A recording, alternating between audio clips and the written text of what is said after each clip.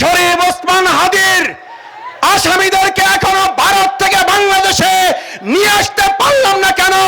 Malaysia থেকে, Dubai থেকে কেন বেনজিরকে এখনো দেশে আনা গেল না? যদি জুলাইয়ের উপরে ভিত্তি করে এই সরকার প্রতিষ্ঠিত হয়, তাহলে এখনো পর্যন্ত শেখ হাসিনাকে বিচার করার জন্য বাংলাদেশে আমরা থেকে ফেরত আনতে পারলাম না কেন? এই ব্যর্থতার দায় বর্তমান সরকারকে নিতে হবে। আমরা জানতে চাই, এই বরিশালের মানুষের নয়, গোটা আন্তর্জাতিক বিশ্বের নেতা ছিলেন দেলোয়ার হোসেন সাঈদী রহমাল্লাহকে যারা মেডিকেল ক্লিনিং এর মাধ্যমে হত্যা করেছে, তাদের গ্রেফতার করা গেল না কেন? উন্নয়নের নামে বিরোধী দলকে বৈষম্যের মধ্যে ফেলে দিয়ে আপনারা বিচার এবং সংস্কারকে ভুলিয়ে দেওয়ার ষড়যন্ত্র করছেন। আবার এই প্রজন্ম জেগে ওঠে, বিচার সংস্কার বাস্তবায়ন করে নতুন সরকার প্রতিষ্ঠা করা হবে। আউযু বিল্লাহি মিনাশ শাইতানির রাজিম। বিসমিল্লাহির রহমানির রহিম। আলহামদুলিল্লাহ ওয়াসসালাতু ওয়াসসালামু আলা রাসূলিল্লাহ ওয়া আলা আলিহি ওয়া সাহবিহি আজমাইন। 11 দলীয় ঐক্য বরিশাল বিভাগীয় আজকের এই বিশাল সমাবেশে আর কিছুক্ষণের মধ্যে আমাদের মাঝে এসে উপস্থিত হবেন এই সমাবেশের সংগ্রামী প্রধান অতিথি, জাতীয় সংসদের মাননীয় বিরোধী দলীয় নেতা, ঢাকা 15 আসন থেকে বিপুল ভোটে বিজয়ী জাতীয় সংসদ সদস্য, বাংলাদেশ জামাত ইসলামীর সংগ্রামী আমিরে জামাত, বিশ্ব ইসলামী আন্দোলনের অন্যতম নেতা, মানবিক বাংলাদেশের স্বপ্নদ্রষ্টা জননেতা জনাব ডাক্তার শফিকুর রহমান, আজকের প্রোগ্রামের সম্মানিত সভাপতি, 11 দলীয় ঐক্যের সম্মানিত জাতীয় এবং বিভাগীয় নেতৃবৃন্দ, আমার সামনে উপস্থিত সম্মানিত বরিশালবাসী, আমার সামনে উপস্থিত সম্মানিত ভাই এবং বন্ধুগণ, মাইকের আওয়াজ যারা শুনছেন, আমার সেই সমস্ত সম্মানিত মা এবং বোনেরা, আইন শৃঙ্খলা রক্ষাকারী সদস্যবৃন্দ, সাংবাদিক ভাই এবং বন্ধুগণ, আসসালামু আলাইকুম ওয়া রাহমাতুল্লাহি ওয়া বারাকাতুহু।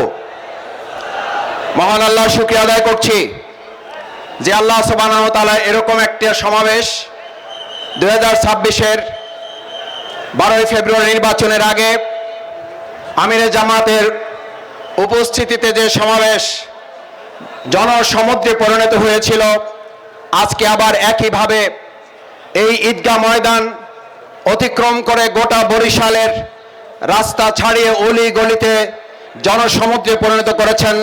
আল্লাহর দরবারে শুকরিয়া আদায় করি, আলহামদুলিল্লাহ। সম্মানিত ভাই এবং বন্ধুগণ, বরিশাল হচ্ছে আমাদের সেই এলাকা যে এলাকায় আজ 18 তারিখ সর্বপ্রথম ফ্যাসিবাদের বিরুদ্ধে বরিশাল বিশ্ববিদ্যালয় ফ্যাসিবাদ মুক্ত বাংলাদেশ ঘোষণা করেছিল।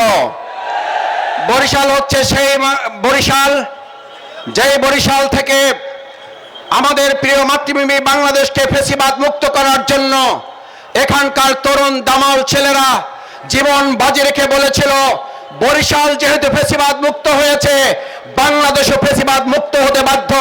সেই বরিশালে আজকে সমাবেশে আমরা সেই তরুণ যোদ্ধা এবং জুলাই যোদ্ধা শহীদদেরকে স্মরণ করছি। আল্লাহ তাদেরকে জান্নাত নসিব করুন এবং আহত পঙ্গুদেরকে সুস্থতা দান করুন। সংগ্রামী ভাই এবং বন্ধুগণ, 17 বছর ফ্যাসিবাদ আমাদেরকে শুনিয়েছিল উন্নয়ন এবং উন্নয়ন, আমাদের মাথা থেকে নির্বাচনকে সরিয়ে দিয়েছিল। অন্তর্বর্তীকালীন সরকারের সময় আমরা একটা দলকে দেখলাম, বিএনপি আমাদের মাথায় এসে ঢুকিয়ে দিল নির্বাচন এবং নির্বাচন বিচার এবং সংস্কার আমাদের মাথা থেকে সরিয়ে দিল।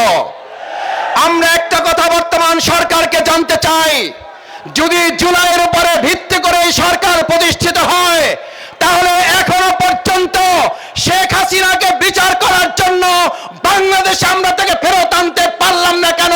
এই ব্যর্থতার দায় বর্তমান সরকারকে নিতে হবে। আমরা জানতে চাই, এই বরিশালের মানুষের নয়, গোটা আন্তর্জাতিক বিশ্বের নেতা ছিলেন দেলোয়ার হোসেন সাঈদী রহমাল্লাহকে যারা মেডিকেল ক্লিনিং এর মাধ্যমে হত্যা করেছে, তাদের গ্রেফতার করা গেল না কেন?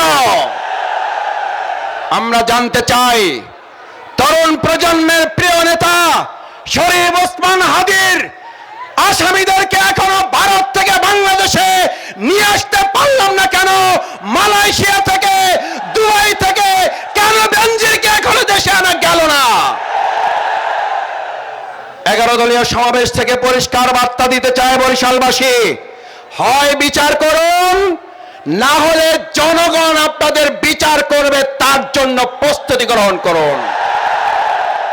কথা পরিষ্কার। একদল ফ্যাসিস্ট আমাদেরকে বলেছিল উন্নয়ন উন্নয়ন, নির্বাচন নাই, আর আপনারা এখন আবার নতুন করে নির্বাচন দিয়ে উন্নয়নের নামে বিরোধী দলকে বৈষম্যের মধ্যে ফেলে দিয়ে আপনারা বিচার এবং সংস্কারকে ভুলিয়ে দেওয়ার ষড়যন্ত্র করছেন। আবার এই প্রজন্ম জেগে ওঠে, বিচার সংস্কার বাস্তবায়ন করে নতুন সরকার প্রতিষ্ঠা করা হবে। যদি তার জন্য আরেকবার ডাক দিতে হয়, তার জন্য আরেকবার রাস্তায় নামতে হয়, আমার বরিশালবাসী 18 তারিখ যেভাবে রাস্তায় নেমেছিলেন, আরেকবার 11 দলীয় নেতা ডাক্তার শফিকুর রহমান ডাক দিয়ে, জোট নেতৃবৃন্দ ডাক দিলে রাস্তায় নামতে রাজি আছেন কারা? ধন্যবাদ সবাইকে। সেই রাজপথে নেমে আবার বিচার সংস্কার আদায়ের জন্য প্রস্তুত থাকার আহ্বান জানিয়ে কথা শেষ করছি। আল্লাহ হাফেজ। বাংলাদেশ জিন্দাবাদ। 11 দলীয় ঐক্য জিন্দাবাদ।